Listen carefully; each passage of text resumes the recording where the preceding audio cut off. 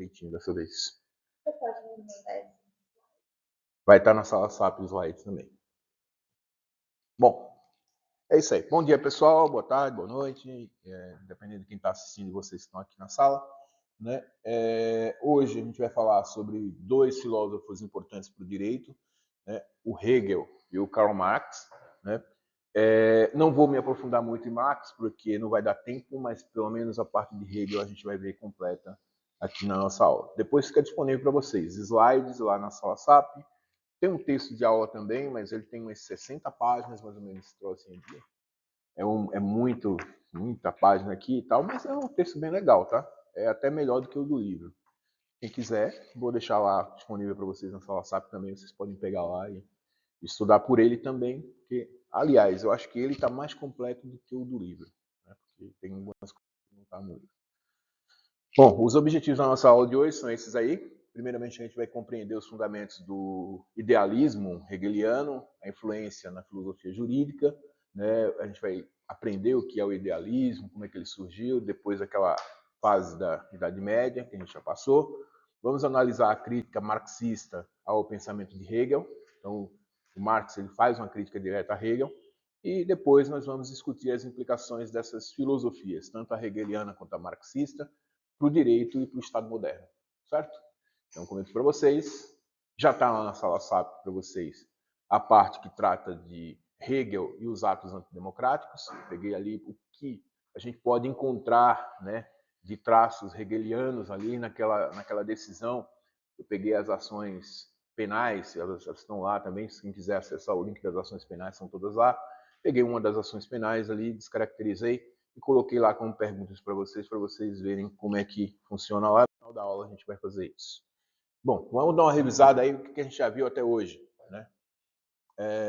Na aula anterior, ou nas aulas anteriores, nós vimos a transição do paradigma, que a gente chama de paradigma teológico, para o paradigma racional. Né?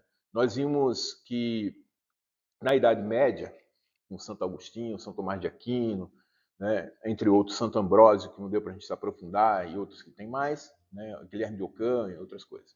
Não deu para a gente aprofundar, mas a gente viu um passant, né, vamos dizer assim. Nós vimos que a Idade Média ela foi dominada por uma concepção jurídica teológica. Tá? Então, efetivamente, a religião tinha uma grande influência sobre aquilo que era decidido ali em termos jurídicos. Esse é um ponto importante vocês terem em mente, né? Essa concepção, que a gente chama de concepção, vou até marcar aqui, concepção jurídica teocêntrica ou concepção jurídica teológica. Tá?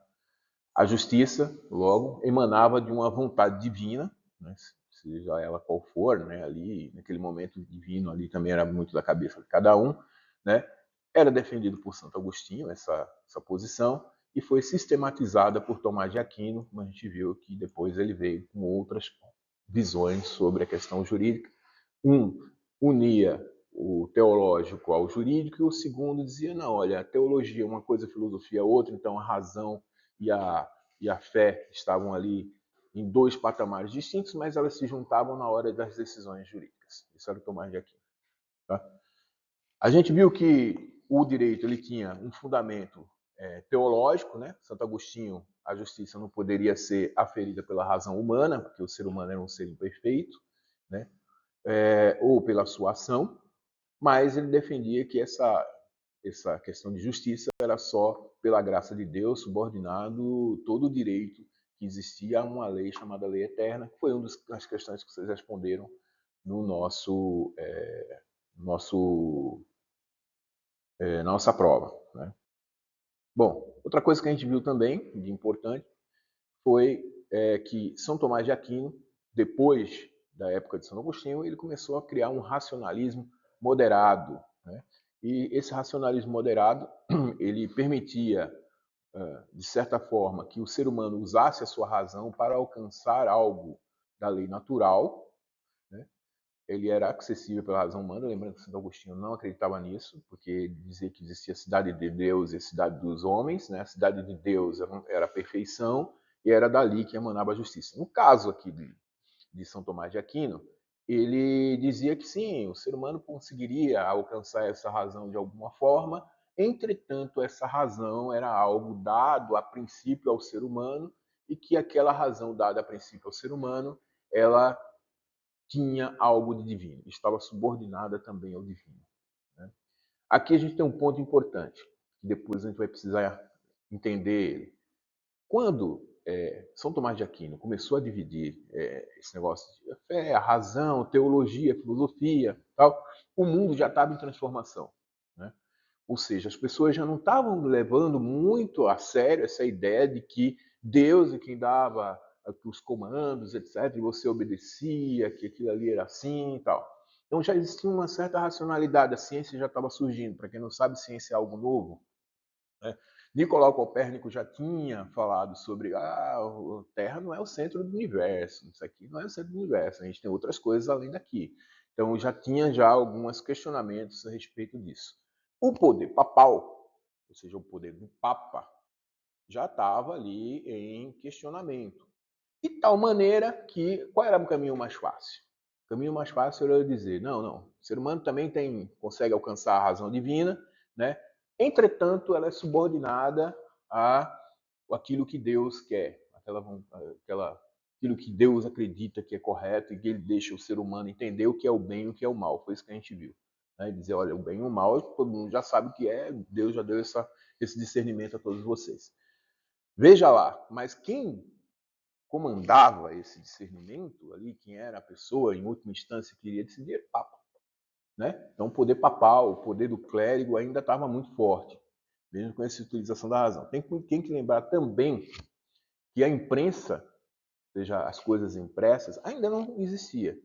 De tal maneira que quem tinha o domínio da leitura e da escrita era o clérigo, certo? Então, os monges copistas é que tinham acesso àquilo que era escrito, tudo era domínio deles. Quando Gutenberg, né, criou a imprensa, aí a coisa começou a desandar porque começou-se a produzir coisas escritas e tal. Então aí já começou a gente ter conhecimento. Olha, por que esse livro aqui está na Bíblia e esse aqui não está? Por que esse aqui é divino e esse daqui não é? Né? Então começou-se a ter aí questionamentos sobre isso. Bom, a gente viu com o estoicismo e o epicurismo, né, que eram duas doutrinas anteriores até Santo Agostinho, eles já tinham um quê de precursão ética, ou seja, a eticidade sendo carregada no direito. Então, temos que saber o que é justo, o que é injusto, o que é certo, o que é errado, tal. Então já tinha ali uma eticidade ali carregada. O estoicismo, principalmente, ele defendia, né, que existia uma justiça natural alcançada pela razão. Lembrando que Santo Agostinho foi o primeiro a dizer que não. Depois, São Tomás de Aquino falou assim, não, realmente é assim, né? E aí, com essa visão, eles têm aí um racionalismo ético que vai influenciar aquilo que a gente chama hoje de idealismo de Hegel. Tá? Então, você já tem ali uma certa eticidade carregada, quer saber o que é certo e o que é errado. O epicurismo, ele fez a proposição de uma ética moderada, a ética da convivência, né? Na qual, não, vamos procurar o caminho mais adequado, o caminho do meio, né? Aquilo que é mais sociável, o contrato social, que aí depois a gente vai ver com Rousseau, que o contrato social começa a surgir, não só com ele, mas com outros também, né? Thomas Hobbes, entre outros. Eles já estavam ali preparando esse terreno, né, para dizer que, olha, a sociedade entra num acordo, né, esse acordo é o caminho do meio, e o caminho do meio serve para todo mundo. Tá? É isso que eles já estavam. Era uma justiça que a gente chama de uma justiça mais pragmática, né, mais próxima ali, prática daquilo que vai ser aplicado no dia a dia. Esse tipo de justiça vai ser criticado justamente por Karl Marx. Vai dizer, opa, peraí, esse negócio pragmático aí tem a ver com o grupo que está dominando. É pragmático para quem está dominando, para quem tem ali, não tem o acesso ao poder, essa pessoa não tem nada de bom para ele, certo? Foi isso que a gente viu nas aulas anteriores. Tranquilos? A gente viu sobre esse, e aí é que sobra para a gente agora, a gente entender como é que foi que aconteceu a transformação do fim da Idade Média, início daquilo que a gente chama de Idade Moderna, aonde o direito começa a se transformar também. Primeira coisa que a gente vai ver, esse daqui é um filósofo que a gente não tem efetivamente muito contato, porque não vai dar tempo para falar sobre ele, mas esse aqui é o Charles Louis. Hoje é segunda-feira, segundado, né? Aí, essa foi, trocadilho foi péssimo, mas tudo bem.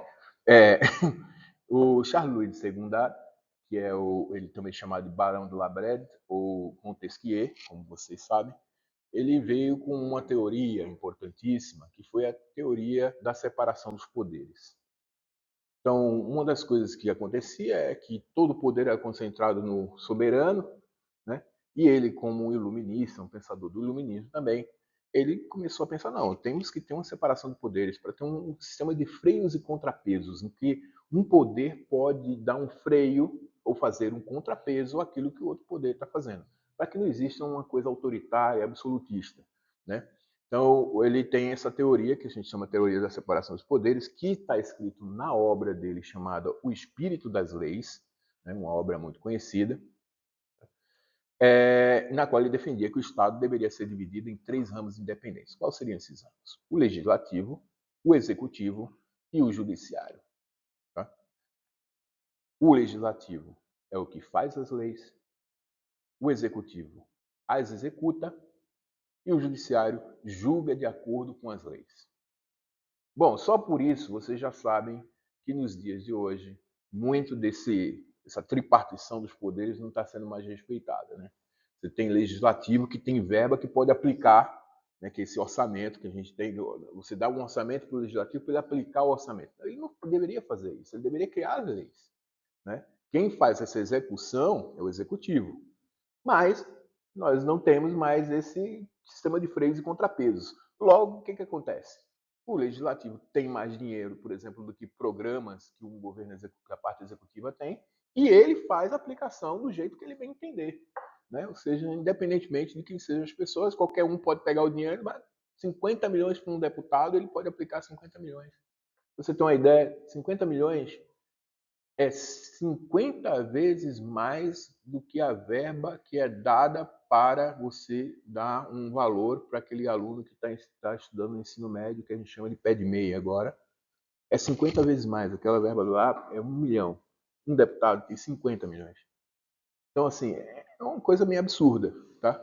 Isso daí já vai contrário ao que Montesquieu colocaria. Ué, mas o legislativo cria as leis.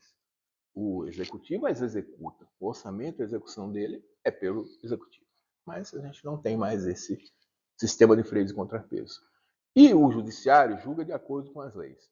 Né? Obviamente, tem toda uma interpretação da lei, a questão da jurisprudência que concorre aí. E a gente vai ver isso com o decorrer do tempo, certo?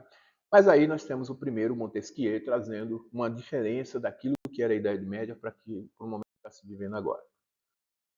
Outra coisa importante do Montesquieu, né, era que, com esse tipo de divisão, ele evitava, né, como eu disse para vocês, concentrar, né, o poder nas mãos de um único governante. Que aí era aquilo que na França existia, que era o absolutismo. Então, o governante, o rei, ele tinha um poder absoluto. Ele decidia quem vive e quem morre, tanto que tinha reis que diziam, eu sou Deus, né? Eles franceses que colocavam-se como Deus, eles diziam, eu posso dar a vida, eu posso dar a morte, posso fazer o que eu bem entender, né? A garantia, né, isso é outra coisa importante que o Montesquieu pensava, na garantia da liberdade dos cidadãos através de um sistema de freios e contrapesos, que é isso que eu falei para vocês. Né? Então, existia ali uma preocupação que o sistema não fosse injusto. Então, se o legislativo começasse a extrapolar aquilo que ele estava fazendo, o executivo ou o judiciário poderiam freá-lo. E assim por diante. Né? Tanto o executivo extrapolando, ou o judiciário extrapolando, teríamos um sistema de freios e contrapesos. Né? E isso trazia também uma busca por uma nova organização política que limitava o poder do rei, né? E isso desembocou naquilo que a gente chama de Revolução Francesa, né? Que a gente vai ver daqui a pouco. Bom, outro cara importante foi esse cidadão aqui, né? O Rousseau, o Jean-Jacques Rousseau. Rousseau, que veio depois de Montesquieu, né? Tem um texto meu sobre Rousseau, no caso, minha parte de filosofia é especializada na filosofia francesa, então Eu tenho um texto de Rousseau, que depois eu vou deixar lá na sala SAP, não é obrigatório vocês lerem, né, que chama-se A Importância do Legislador no Contrato Social. E aí eu vou deixar lá, quem quiser ler, fique à vontade. É bem interessante porque eu caso todas essas ideias daquilo que vem da filosofia helenística, né, de Platão, Aristóteles e tal, até chegar em Rousseau e falar sobre o que é realmente o legislador, né, e o que é essa democracia que a gente tal conhece. Bom, Rousseau, ele contribuiu com os conceitos de soberania popular, até pela questão do contrato social. Então, se todas aquelas vontades do cidadão, ela se concretiza, né, através de uma lei, né, isso se constitui numa vontade geral, ou seja, em que a grande maioria vai respeitá-la. Por quê? Porque você cede parte da sua liberdade, por assim dizer, para você conviver numa liberdade coletiva, ou seja, de um grupo. É isso que se pensa. Tá? Então você não pode fazer tudo. Tá? Você pode fazer aquilo que você, por acordo, né, acertou com as outras pessoas que estão ali. É isso que a gente chama de contrato social. Né? Isso está exposto numa obra dele, chamada do Contrato Social, uma obra bem interessante também, né? Na qual ele já coloca que, olha, começou-se a existir as disputas entre os homens quando um dos homens chegou num determinado lugar, cercou e disse: isso aqui é meu. Então, quando ele começou isso, sabe o que ele começa dizendo lá no contrato social? Quando ele cercou e disse: aqui é meu, ninguém pode usar a não ser eu mesmo. Então, já começou-se aí as grandes disputas e aí começa-se também a ter um contrato social. Mas o Rousseau ele acredita, ao contrário de Thomas Hobbes, que os seres humanos conseguem alcançar esse contrato social, porque eles são sociáveis, eles estão aqui para viver em conjunto. Thomas Hobbes já dizia que não. O Estado precisa ser forte, o Estado precisa apertar mesmo, fazer um contrato social entre as pessoas, porque o ser humano em si ele é mau, ou seja, ele vai tentar tomar o que os outros têm ali, porque o homem é lobo do homem, né? Como diria o Thomas Hobbes. No caso do Rousseau, não, ele dizia não, o homem nasce bom, a sociedade é que o corrompe. Né? Isso está num dos livros dele, que se chama Emílio da Educação. Né? Ele fala, o homem nasce bom, o que corrompe ele é a sociedade. Tá?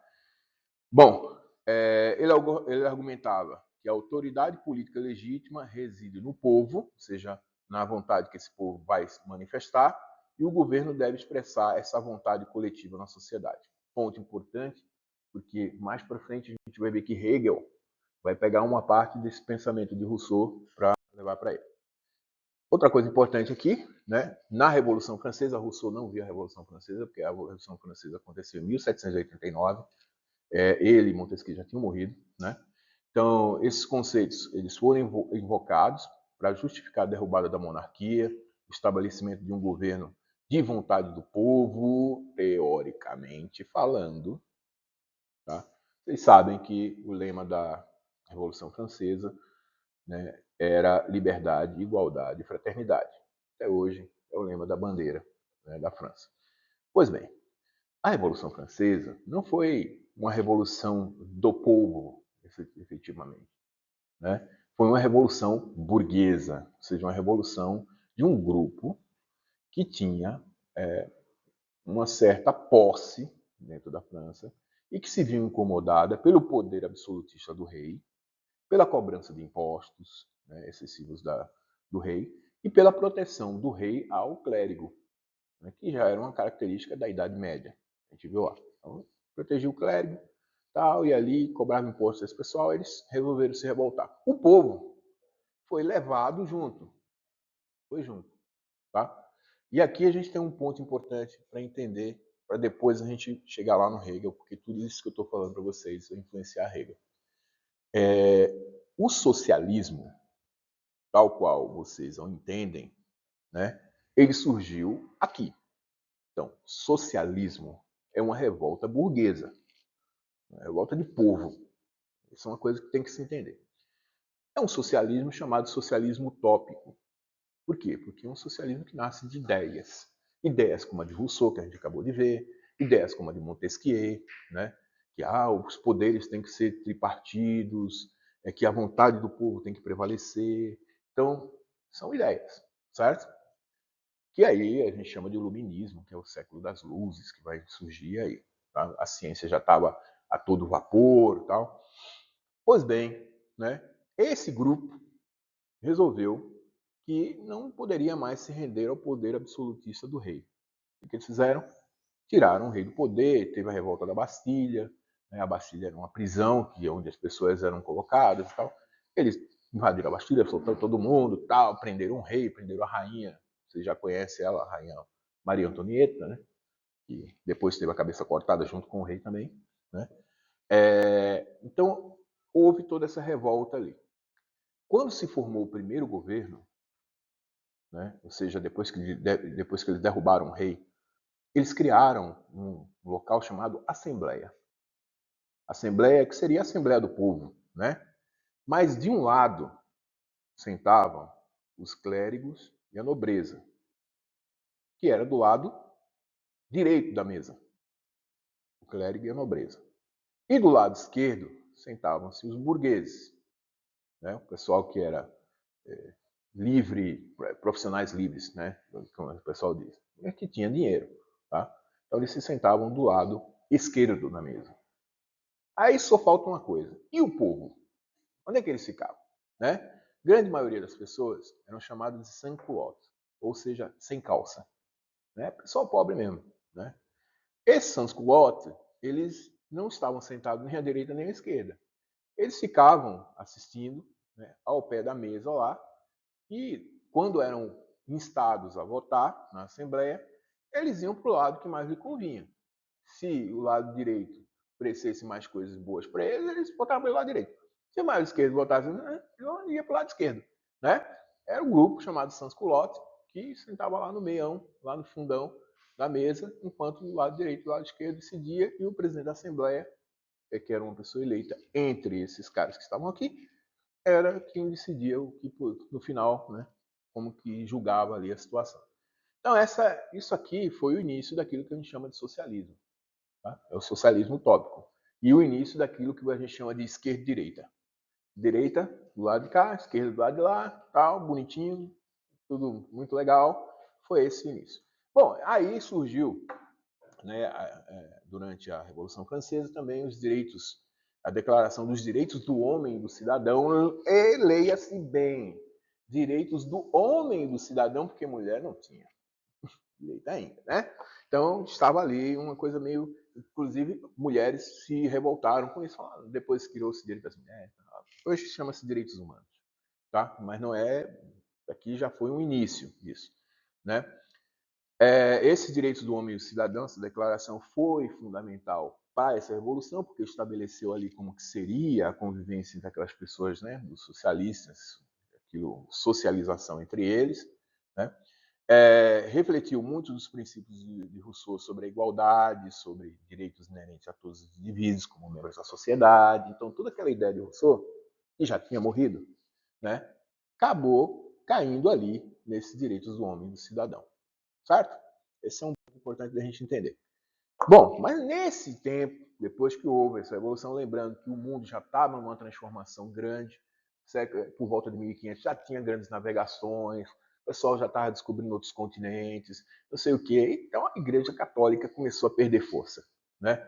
Houve a queda do Império Romano do Oriente, a tomada de Constantinopla pelos turcos otomanos, então ali acabou ali a última dominação romana ali, né?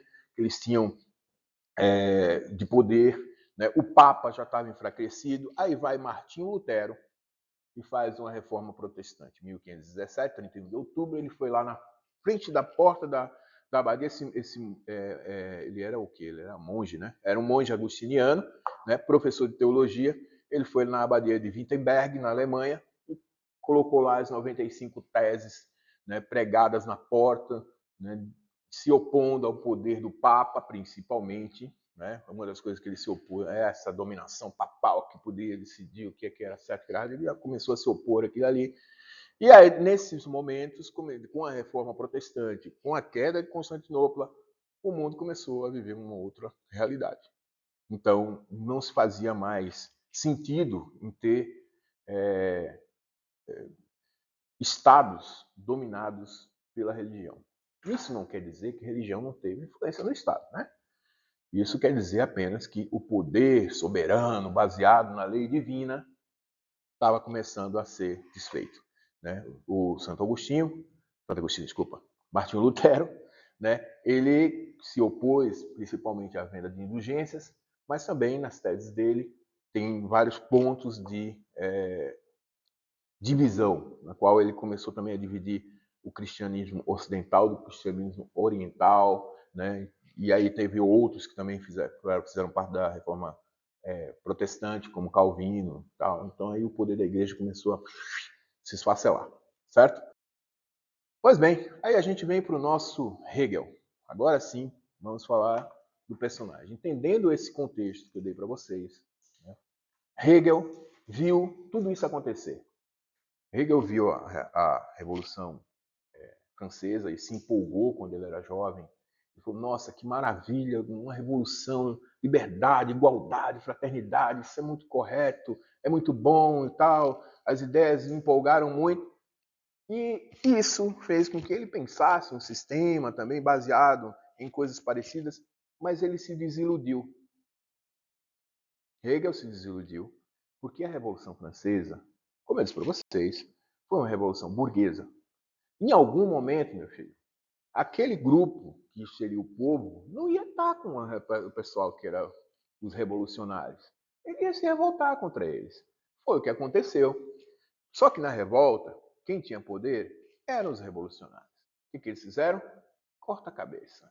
Então iniciou-se aquilo que se chama reinado do terror. Né? Existia ali execuções sumárias, né, o tempo inteiro, gente perdendo a cabeça e tal. Então Hegel olhou aquilo e falou assim, não, peraí, agora desandou o negócio. Aquilo que era para ser uma coisa maravilhosa, o povo sendo contemplado, né, começou a desandar para um negócio que não tem nada a ver. Né, uma violência desmensurada, maior até do que o absolutismo francês. E aí ele começou a pensar diferente disso, né? Mas a primeira influência dele foi justamente a Revolução Francesa e todas aquelas ideias que tinha Rousseau, que tinha Montesquieu e tal, tudo mais. Só que ele disse, não, esses caras que fizeram essa revolução, que estão aí agora, eles traíram a ideia, né? Traíram a ideia. Bom, e aí vem o termo que a gente chama de idealismo, que foi o idealismo alemão, né? Uma das coisas importantes para você entender sobre o idealismo é que a realidade ela é estruturada pela ideia ou pela razão, né?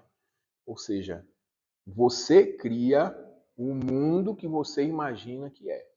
E foi isso que Hegel criticou lá na Revolução Francesa. Ele disse, não, eles tiveram boas ideias, o problema todo é que eles não colocaram essas ideias na prática. Né? Ele dizia, não, eles não criaram um mundo através da ideia que eles tinham. Eles criaram um mundo totalmente diferente. Né?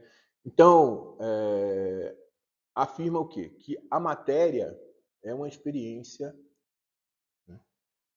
Ela surge de uma experiência sensível. O idealismo entende que o mundo só pode ser compreendido como manifestação da consciência, do espírito ou da racionalidade. Né? Então, você realmente exerce... Agora, veja bem, nesse momento, com essas ideias, não foi só ele, claro, nós tivemos Kant antes dele, pensador alemão. Aquilo que antigamente era fé virou razão. Então, agora, para você saber o que é justo, o que é certo, o que é errado, você tem que usar a razão, a sua racionalidade. E a partir da sua racionalidade, você cria uma verdade imanente. Tá? Então, esse tipo de pensamento vinha sendo costurado, vamos dizer assim, agora a gente volta aqui do que nossa aula anterior, desde a época do estoicismo. O estoicismo já pensava assim, ele já tinha essa ideia de que não, vamos pensar um mundo diferente, mas é as nossas ideias que vai criar esse mundo e tal. Assim também ele colocava, né? A realidade para ele não é apenas não apenas é compreensível pela razão, ela é a razão em ato, ou seja, a razão de fato. Então, tudo aquilo que você vê ao seu redor é fruto da razão humana. É isso que Hegel pensa. Esse é um ponto importante. Todo que é fenômeno histórico, natural, jurídico, são momentos de um processo racional do desenvolvimento do ser humano. Isso aqui é um ponto importante vocês entenderem. A história para Hegel surgiu de um momento de desenvolvimento. Então, a gente precisou passar por aquele momento ruim ali para chegar nesse momento que nós estamos hoje. Né? A Revolução Francesa precisou ocorrer, aquela decadência da Revolução Francesa precisou ocorrer para poder eles entenderem que o mundo se faz a partir da ideia deles. Então, é um desenvolvimento. Tá? Então, isso o Hegel trazia consigo. Todos os fenômenos históricos são processo racional de desenvolvimento. Você vai ver que Karl Marx vai dizer, não é nada disso. Preste bem atenção. A filosofia idealista de Hegel buscava demonstrar que o mundo não é um dado bruto, mas um sistema de ideias que se manifesta na história, culminando com a liberdade ética encarnada no Estado. E aqui vem o segundo ponto de Hegel. O Estado, para ele, é a encarnação daquilo que vocês, ou seja, que o seu povo pensa. Né? E aqui vem uma frase popular que a gente conhece muito, que diz assim, cada país tem um governante que merece. Né? Então, assim, é a encarnação, isso por Hegel, né? É a encarnação daquilo que o seu povo, no conjunto, pensa. Né? É todos, cada indivíduo? Não. É o conjunto. Né? Então, no conjunto maior, a encarnação do Estado está na ideia, a ideia daquele povo está na encarnação do Estado. Então, duas coisas aqui que eu vou chamar a atenção de Hegel. E guardem essas frases. Primeiro, o real é racional e o racional é real. Essa é uma frase de Hegel. O real é racional e o racional é real. Por quê? Tudo o que você pensa é aquilo que se realiza na vida. Essa é uma ideia hegeliana. Tá?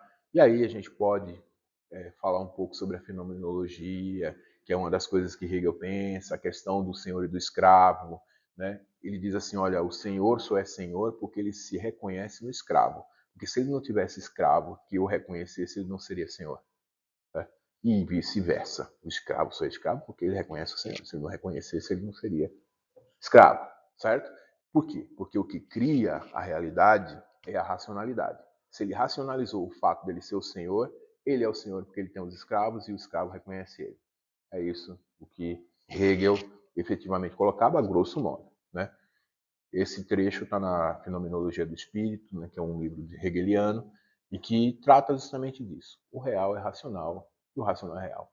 Logo, uma lei, ela é justa se ela foi racionalizada assim, na visão de Hegel. Racionalizada é justa. Não está aí, é assim que tem que ser. E ele diz, segunda coisa que vocês devem anotar sobre Hegel, né? O Estado é a encarnação ética do seu povo. A ética, a eticidade, passa a tomar conta do direito. É o que ele chama de Sittlichkeit, que é uma palavra alemã para eticidade. Então, essa encarnação da ética está no Estado. Certo? Numa frase popular, se vocês quiserem guardar mais fácil, né? Cada país tem um governante que merece. Então, se você vai criticar seu governante, lembre-se que ele é a encarnação ética daquele grupo de pessoas que é o teu povo. Certo? Beleza? Entenderam bem essa parte de Hegel? Tranquilo? Inicial? Então, ele bebeu de toda aquela fonte que a gente acabou de ver. Ele olhou, viu o iluminismo, quando ele viu a Revolução Francesa, ele se encantou, mas depois ele se desiludiu porque ele viu, opa, esse negócio aí não deu muito certo. Os caras não encarnaram a ideia que eles mesmos pensaram. Então, já não é assim. Ele cria, né? Na realidade, não só ele, como eu disse, o Kant também participa, mas ele é um dos expoentes do idealismo alemão. Ou seja, o que é o idealismo? Eu penso tal qual a realidade que se constrói. O real é racional e o racional é real. Certo? Não existe nada fora da razão aqui. Beleza? E ele diz o seguinte, que o Estado, esse que você viu, é a encarnação da tua eticidade. Né? Sittlichkeit, ou seja, é aquilo que você está encarnando ali, é aquilo que você está entregando para o seu Estado, é aquilo que ele é. Certo? Esse é um ponto principal. Vamos lá. Como eu disse para vocês, no prefácio da obra dele, uma obra chamada Princípios da Filosofia do Direito, tá?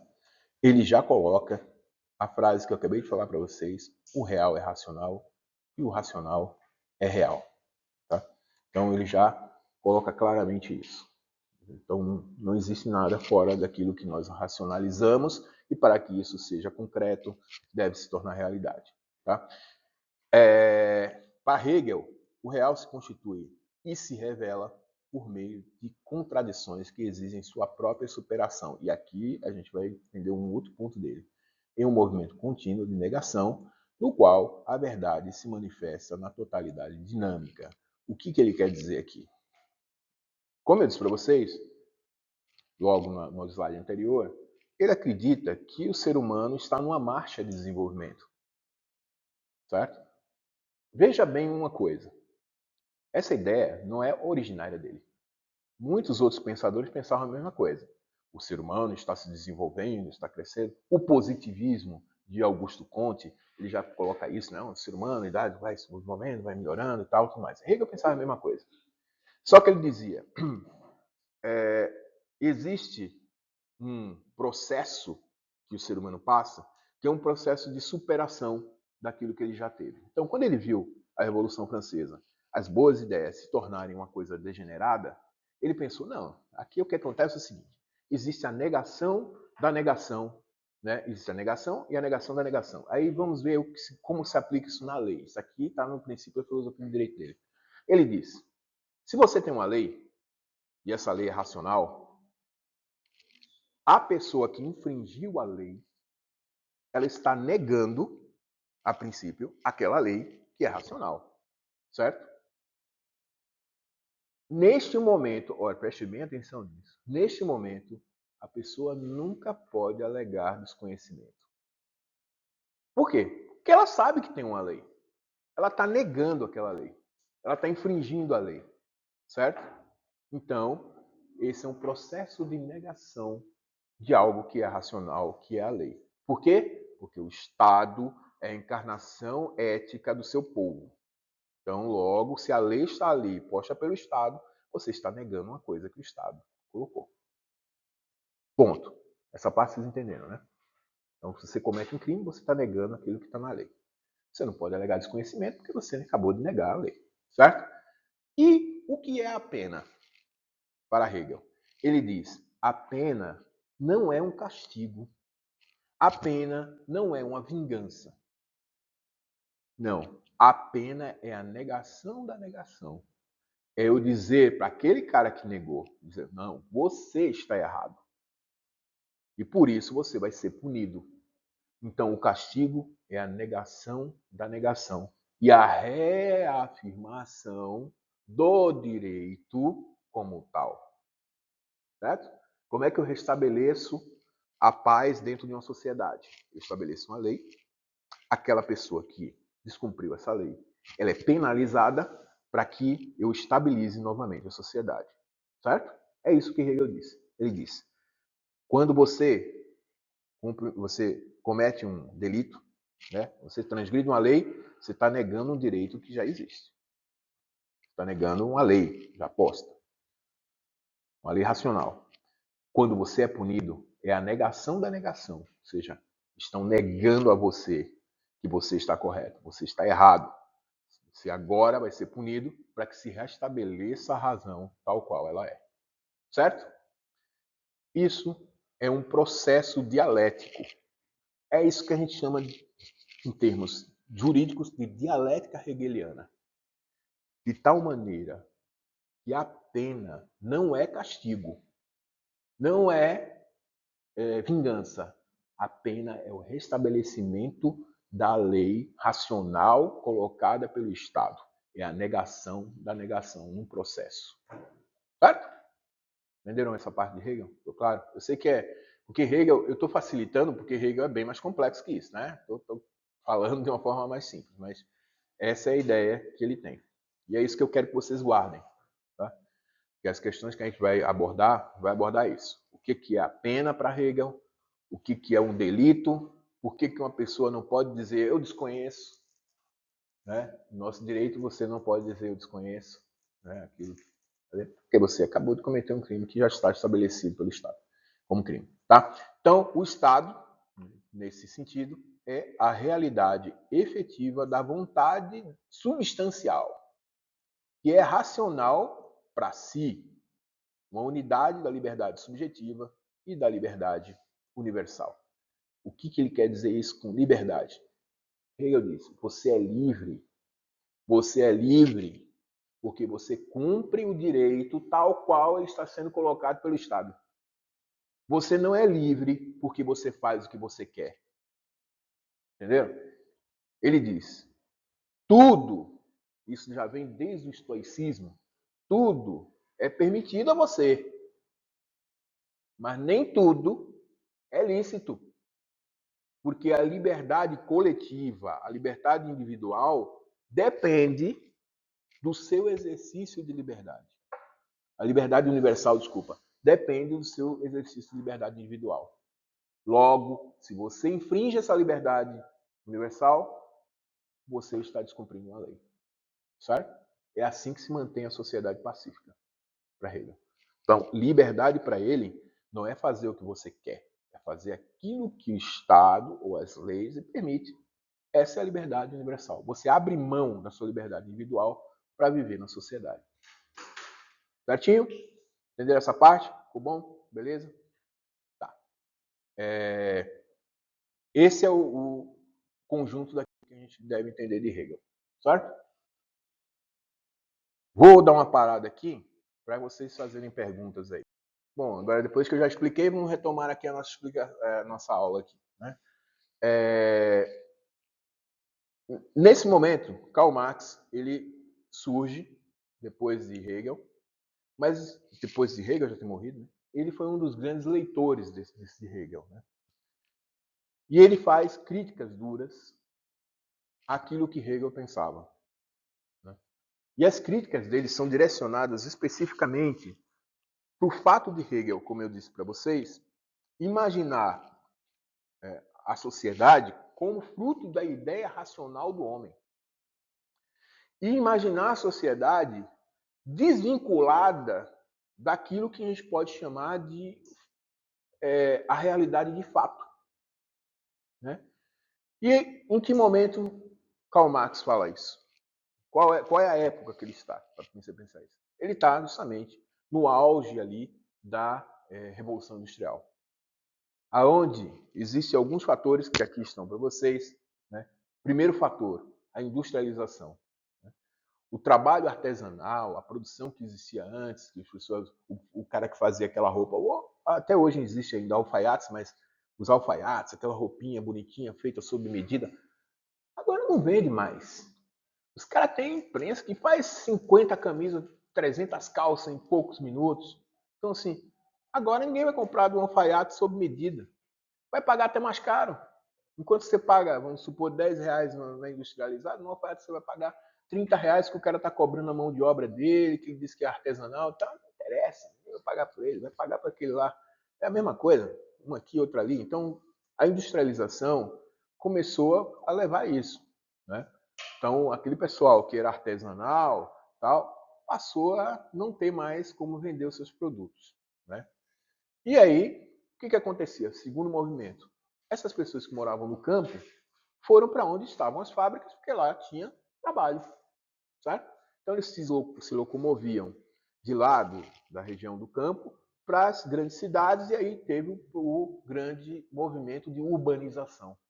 Além da industrialização, a urbanização. As cidades começaram a ficar apinhadas e tal, e pessoas... Vocês olharem na cidade de São Paulo hoje, mas não existe, mas ali próximo ao centro você tem muitos cortiços. Né? Muitos trabalhadores imigrantes, italianos, vinham e construíam grandes cortiços ali, moravam todos juntos ali naquele local. Isso é um processo de urbanização, onde você tem um aumento dessa população nessa região, né? E ali eles vão se formando, vai crescendo, tal, mas vai vivendo por ali, a coisa vai ficar mais apinhada. O Brasil tem um processo bem interessante de urbanização, interessante e cruel, né? Por exemplo, depois da libertação dos escravos, a cidade do Rio de Janeiro recebeu muito dessa população que subiram onde? Onde sobrou para eles. Subiu o morro, certo? Aqueles que lutaram em Canudos foram lá, subiram um morro lá e construíram a primeira favela do Brasil, né, naquele morro, e ali consumou-se o processo de urbanização da cidade do Rio de Janeiro, por exemplo. Né? Então você tem ali esse grande número de pessoas concentradas num único espaço, porque é ali onde estão as indústrias, é ali onde tem emprego. Certo? Então esse é o processo de urbanização. Entretanto, junto com a industrialização e com a urbanização, pense um pouco. Se eu tenho muita gente para trabalhar para mim, se eu tenho uma mão de obra vasta, né? Desde criança, a mulher, o que vinha tá trabalhando, podia operar uma máquina. Eu não preciso pagar R$10. Eu pago R$2 para cada um. Eu tenho muito, se você não quiser, outro quer. Certo?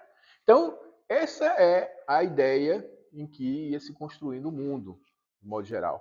A Alemanha Karl Marx passava por uma urbanização muito forte, a França passava por um processo de urbanização e industrialização muito forte. Então, esses locais começaram a se tornar grandes polos ali de pessoas que estavam se apinhando ali. Aí vem a ideia de Karl Marx. Né? Economista, filósofo, nas horas vagas, né? Ele pensou o seguinte, ele falou, Hegel diz que o Estado é a encarnação ética do seu povo. Isso é verdade? Ele dizer que o Estado representa eticamente a mim, com as leis que ele criou, né? De tal maneira, olha a urbanização, olha essa cidade, olha essas indústrias, olha as pessoas sendo exploradas e o Estado representa isso. Eu sou a encarnação ética, ou o Estado é a encarnação ética daquilo que eu penso, ou do que essas pessoas estão pensando. Ele disse, o grande problema de Hegel, talvez, tenha sido o fato dele desconsiderar a realidade em si, o humano em si. Né? E aí o Karl Marx começa com suas críticas. Ele diz, o Estado não é a encarnação, né? A encarnação da liberdade, ou a expressão ética. Né? O Estado é a expressão da dominação de classe. O direito não é mediação ética. Né? É uma forma ideológica legítima que perpetua aquilo que se chama de alienação. E o que é alienação para ele? Imagine você uma pessoa que saiu lá da sua cidade do interior e veio trabalhar dentro de uma cidade grande. Quantos anos essa pessoa irá trabalhar ali? Até voltar para a sua cidade? Ninguém tem ideia. Nem a pessoa que chegou ali tem ideia. Né? Ou seja, o tempo que você está ali trabalhando e tal, mas muitas outras coisas vão acontecendo no mundo. A tua cidade, que é uma cidadezinha pequenininha, que tinha aquele negocinho pequeno, agora já é uma cidade grande, já não tem mais, mudou, né? O tempo que vai passando mudou. Aquela tua ideia de comprar uma casa já era, já foi. A casa agora está um pouquinho mais longe. E assim vai indo. E a vida vai passando. E você com 10 anos, com 20 anos, com 30 anos, e você continua trabalhando e perseguindo um ideal X, sem se preocupar com aquilo que você produz. E o Karl Marx ele dizia, o grande processo de alienação que ocorre com as pessoas, né, uma das formas de alienação é a alienação do tempo. Ela não tem percepção do tempo que ela está passando naquilo. Não tem. O tempo vai passando e ela não vai percebendo o que está rolando. Quando ela acordou para alguma coisa, já foi. Já passou 20 anos. Né? Então, um dos processos de alienação é esse. O processo de alienação do trabalho. Outro processo. A única coisa que ela tem para entregar para aquela pessoa que está lhe dando aquele dinheiro é a força de trabalho. Ela não tem mais nada. O cara que está ali, que tem milhares de pessoas para trabalhar com ele, que poderia pagar 10, está pagando 2, porque tem muita gente. Né? Imagine essa pessoa, você tem um negócio grande. Imagine essa pessoa pensando sobre aquilo. Ela vai pensar que cada um daqueles precisa de dinheiro. Ah, fulano precisa comprar uma casa, ciclano precisa comprar um carro. Não. Ela vai pensar que o negócio dela precisa prosperar. Né? Prosperar, ela vai prosperar. E quando, na medida em que for passando o tempo, vai ter que aumentar aquele lucro, que ele chama de mais-valia. Aí você diz assim, eu não vou trabalhar mais por R$ 2, eu só trabalho por R$ 10. Aí ele fala, bom, pode ir embora. No outro dia tem outro aqui trabalhando por R$ 2. É simples assim, né? Por que ele faz isso? Porque a única coisa que você vai vender para ele é a força de trabalho. Mais nada. E a força de trabalho tem em todo lugar. Então, para ele, e Karl Marx ele falava isso, ele falava, essa é a segunda forma de alienação. Você não tem poder sobre a sua própria força de trabalho. Você não decide por ela. Sozinho? Não. Você não decide por ela sozinho. Tá? Essa é a segunda coisa que ele pensa. Tá? Então, esse é o processo de alienação que ele coloca. Ele coloca, o problema de Hegel é que ele não considerou a realidade em si. Logo, o que ele diz que o Estado é a encarnação ética do seu povo, não é verdade. O Estado é a encarnação dos direitos de uma classe que o domina. Tem uma classe que domina o Estado. E é isso que tem que acreditar. Não é simplesmente você votando, você votou, que vai fazer isso. Não, é uma classe que domina. Até teu voto é direcionado, né? Então ele fala, existe aí. E o direito? Marx fala, o direito? O direito, meu filho, é a forma ideológica que legitima a desigualdade e perpetua a alienação. Porque a classe dominante, ela manda nisso. Então ela vai dizer, vai fazer lei assim. E acabou. Certo? Essa é a ideia que Karl Marx foi desenvolvendo. E ele diz, não é a consciência que determina a vida. Lembre-se que o Hegel falava, o real é racional, o racional é real. Ele fala, não é a consciência, não é a racionalidade que determina a vida, mas é a vida que determina a consciência. É aquilo que você está vivendo no seu dia a dia que vai te levar a pensar o que você é. É assim que ele diz. Você tem que entender essa parte aí. Né? E isso, né, ele coloca, é composto pelas relações de produção, que determinam as formas jurídicas e ideológicas de uma determinada sociedade. Tá? É isso que vai fazer a sociedade ser como tal qual ela é. O direito, diz ele, jamais vai estar acima da estrutura econômica da sociedade e do grau de desenvolvimento cultural que a sociedade alcançou. O direito não vai superar isso, porque ele depende disso. As leis dependem disso. Não supera isso. Tá? Bom, cada avanço e cada recuo nos direitos civis, políticos, trabalhistas corresponde a um confronto de classes. E é isso que o Marx diz, que é contrário ao que Hegel diz, que não, é só uma questão de superação racional, tal, mas não.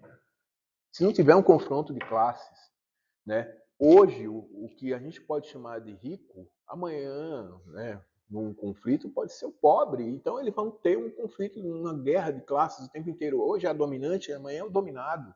Então, esse daí é um conflito que é travado tanto nas ruas, diz ele, quanto nas instituições. Dentro das instituições, vamos supor aí vocês que serão advogados, a OAB, a eleição para presidente da OAB. Danou-se, né? Então você pensa assim, como que vai ocorrer essa eleição? Vai ser aquele cara que tem o maior conhecimento jurídico, que vai estar assumindo lá? Não vai, né?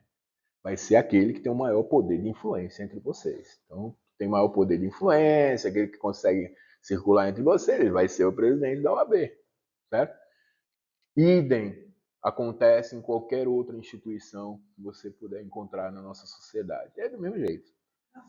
Na vida. Qualquer outra instituição, sua família, tal, tudo, é assim que ocorre. Essa é a ideia de Karl Marx.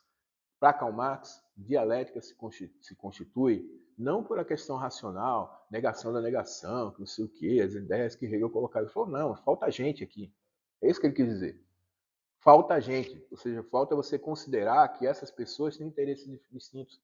E nisso ele se alinha com um cara, Rousseau. Rousseau disse, como eu já disse para vocês aqui na explicação, que o pessoal que está na gravado não viu. Né? Rousseau já colocou na origem das desigualdades entre os homens. Falou, meu amigo, se a fome não resiste ao poder. Então, se você tem fome, não vai resistir ao poder. Ou o poder vai ser dado, ou ele vai te oferecer algo, você vai se vender a ele. A democracia só seria justa se ninguém precisasse vender a sua dignidade. É o que o Rousseau coloca. E nem aqui. Né? Só que de uma coisa bem prática. Ele fala, não. Se você não precisasse vender, se você não precisar nada, você vai ser uma cidade maior. Mas se não, vai ser isso que você está vendo. Bom, pessoal, a partir daqui, desse slide, eu vou pedir para que vocês acompanhem as respostas que foram dadas na sala SAP, tá? E aí vocês vão ter as respostas a essas questões que a gente já levantou aqui, de que maneira a pena aplicada ao réu na ação penal, em termos de reclusão, considerando que ninguém se escusa de cumprir, ou seja, todas essas questões aqui já estão respondidas na sala SAP. Então peço que vocês acompanhem todas essas respostas a partir do que já está escrito lá. Tá? Muito obrigado e fiquem em paz.